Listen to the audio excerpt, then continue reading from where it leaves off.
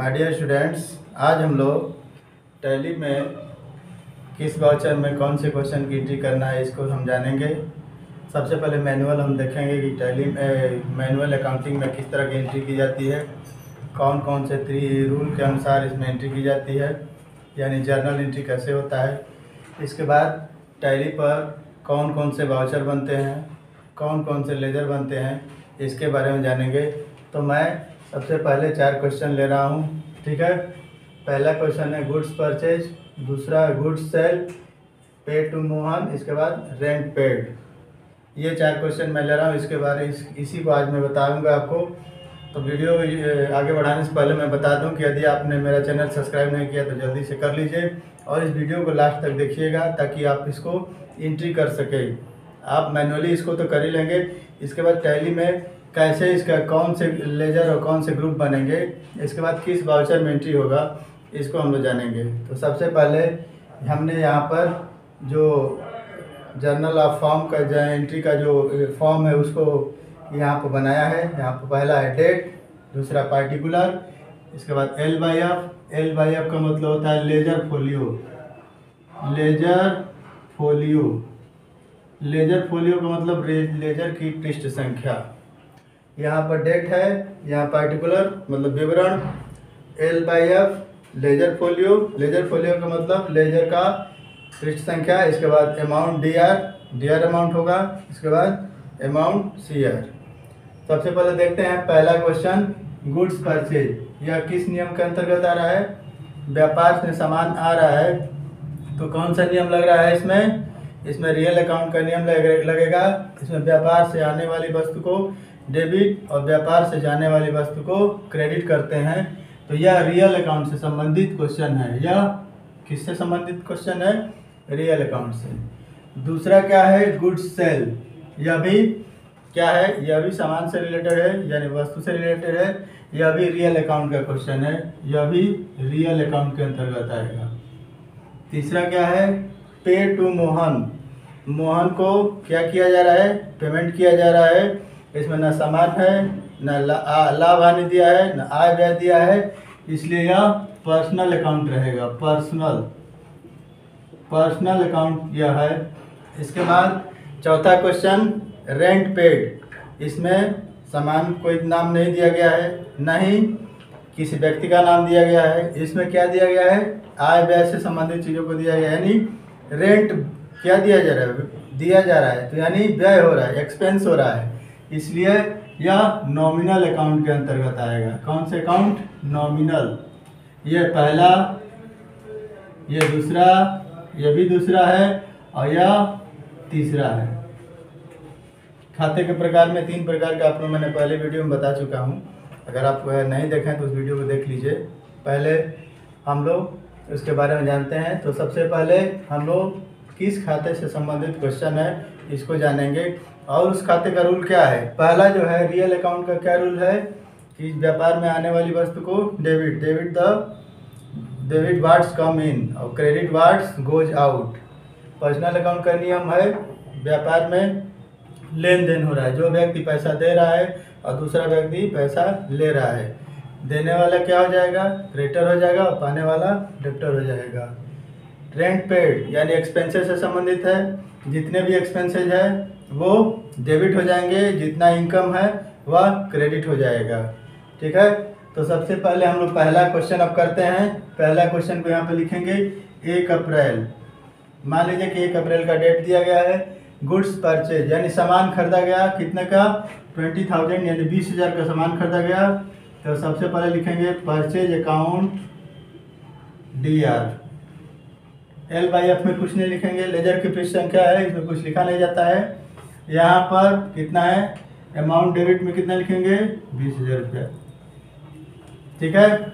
इसके बाद double entry system में हम बता चुके हैं कि डबल एंट्री सिस्टम में क्या होता है, एक ही लेन देन की एंट्री 2 बार करते हैं, एक बार डेबिट और दूसरी बार क्रेडिट।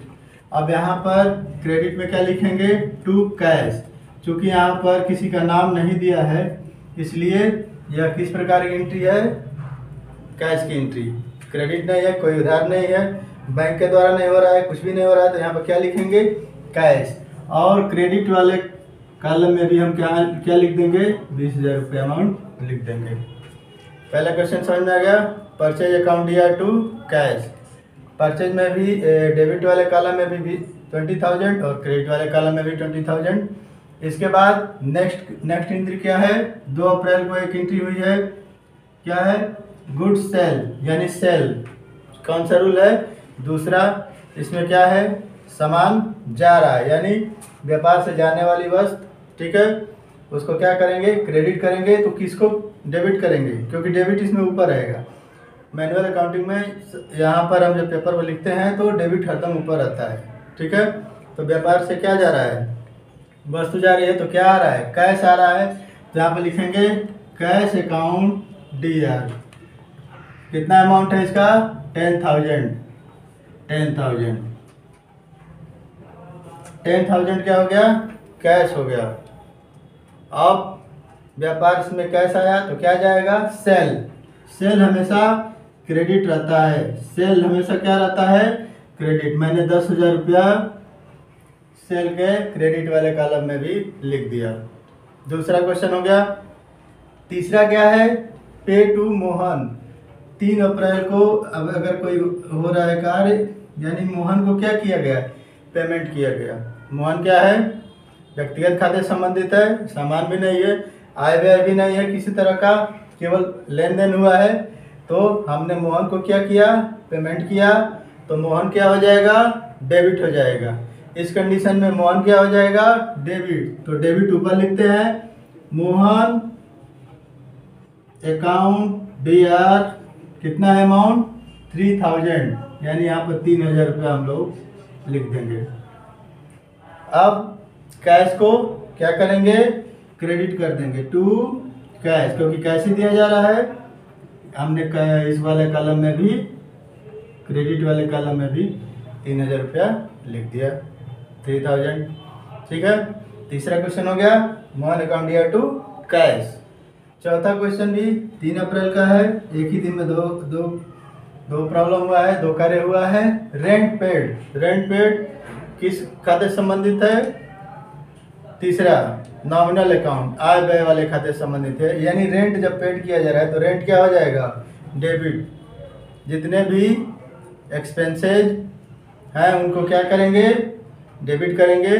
जितना भी इनकम है उसको क्रेडिट करेंगे, जितना भी प्रॉफिट है उसको क्रेडिट करेंगे, जितना लॉस है उसको डेबिट करेंगे।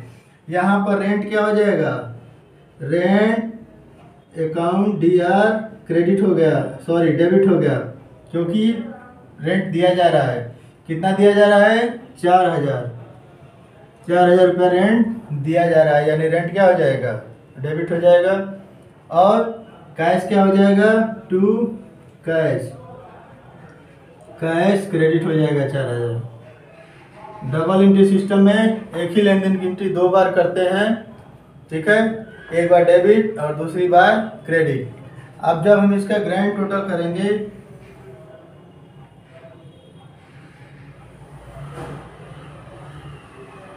ग्रैंड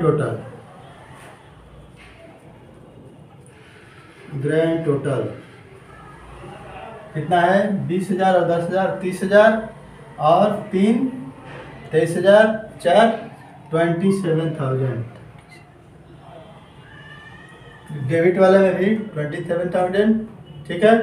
और सॉरी ये 37 रहेगा, 37,000, ठीक है। डेबिट और क्रेडिट अमाउंट क्या है, दोनों में बराबर है। मैंने 27,000 लिख दिया था, इसको मिटाकर उसको 37,000 किया है, गलती से हो गया था, सॉरी, ठीक है। तो मैंने इस 4 क्वेश्चन की आप लोगों को जर्नल एंट्री करके बताया कि कौन सा क्वेश्चन किस खाते से संबंधित है और किस तरह इसकी एंट्री होगी, इसकी कौन से रूल के अंतर्गत इसकी एंट्री होगी। अब हम लोग क्या करेंगे, अगर हमको टैली में कॉपी पर लेजर बनाना हो या मैनुअली हमको लेजर बनाना हो तो किसका लेजर बनेगा, परचेज का बनेगा, कैश का बनेगा, कैश का चूँकि यहाँ पर बन गया है, फिर सेल का बनेगा, मोहन का बनेगा, कैश के ऊपर बन गया है इसलिए नहीं बनेगा, और रेंट का बनेगा क्योंकि कैश का ऊपर एंट्री हो जाएगा, हो ही रहेगी। इसलिए हम लोग कौन कौन सा लेजर बनाएंगे कॉपी पर मैनुअली, 1 2 3 4 और 5, ठीक है। लेकिन अगर हमको टैली में इसको टैली में लेजर बनाना हो तो कौन कौन सा बनाएंगे? इसमें कैश का लेजर नहीं बनाया जाता है, टैली में कैश का लेजर नहीं बनाते हैं। कैश का लेजर टैली में बना बनाया होता है, टैली में कैश का लेजर बना बनाया होता है, ठीक है। अब लेजर और ग्रुप के बारे में जानते हैं कि लेजर और ग्रुप क्या होगा, ठीक है।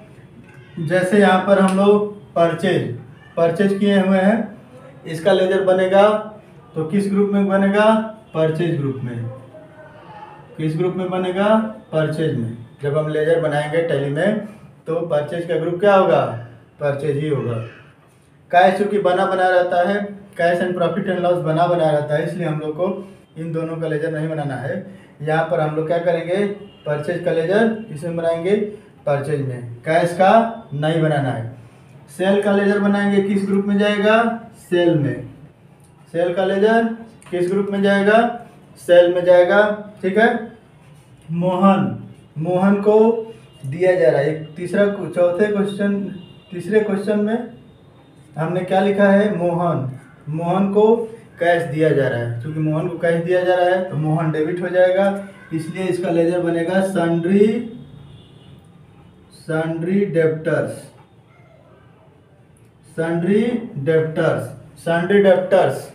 ठीक है। सन्ड्री डेप्टर और सन्ड्री क्रेडिटर दोनों में आपस में एक्सचेंज होता रहता है, इंटरचेंज होता है। जैसे मान लीजिए किसी से हमने सामान लिया, ठीक है, और तब उसका वह क्रेडिट रहेगा, और लेकिन जब उसको कैश हम देंगे तो क्या हो जाएगा? डेबिट हो जाएगा, ठीक है। तो सन्ड्री क्रेडिटर और सन्ड्री डेप्टर आपस में इंटरचेंज होता है, ठीक है। इसमें कोई दिक्कत नहीं होती है, ठीक है। हमने इसको किस में रखा है? सन्ड्री डेप्टर में, चूँकि इसको कैश दे रहे हैं। तीसरा इसमें क्या है? अगला क्या है? रेंट दिया जा रहा है। रेंट दिया जा रहा है तो क्या है? यह खर्च से संबंधित है, एक्सपेंसेस से संबंधित है, ठीक है। या किस तरह का एक्सपेंस है? डायरेक्ट है कि इनडायरेक्ट? या इनडायरेक्ट एक्सपेंसेज है। डायरेक्ट एक्सपेंसेज और इनडायरेक्ट एक्सपेंसेज के बारे में मैं विधिवत आपको बताऊंगा, लेकिन पहले आपको बता दे रहा हूँ कि डायरेक्ट एक्सपेंसेज और इनडायरेक्ट एक्सपेंसेज क्या होता है। डायरेक्ट एक्सपेंसेज वहाँ तक ही केवल रखते हैं जो फैक्ट्री में जहाँ तक वर्क हो रहा है, यानी फैक्ट्री का जो भी खर्च है जो उसमें यूज़ किया जा रहा है, ठीक है, जैसे कोयला है, गैस है, रॉ मटेरियल, वो सब डायरेक्ट एक्सपेंसेज में आएगा। इनडायरेक्ट एक्सपेंसेज में फैक्ट्री के बाद का जो है, जैसे गोडाउन से बाद अगर आपके शोरूम में, दुकान में अगर सामान आ गया तो इनडायरेक्ट एक्सपेंसेज में आएगा, ठीक है। वहाँ पर जो भी यूज होगा वह इनडायरेक्ट एक्सपेंसेज, वहाँ का बिजली का बिल इनडायरेक्ट एक्सपेंसेज होगा, वहाँ का रेंट इनडायरेक्ट एक्सपेंसेज होगा। लेकिन उसके पहले जहाँ माल मैन्युफैक्चरिंग हुआ है, यानी गुड्स जहाँ सामान बना है, वहाँ का जो भी खर्च है वो डायरेक्ट एक्सपेंसेज में, जैसे वेजेज हो गया, लेबर का जो खर्च हो गया, ठीक है, वह क्या हो जाएगा?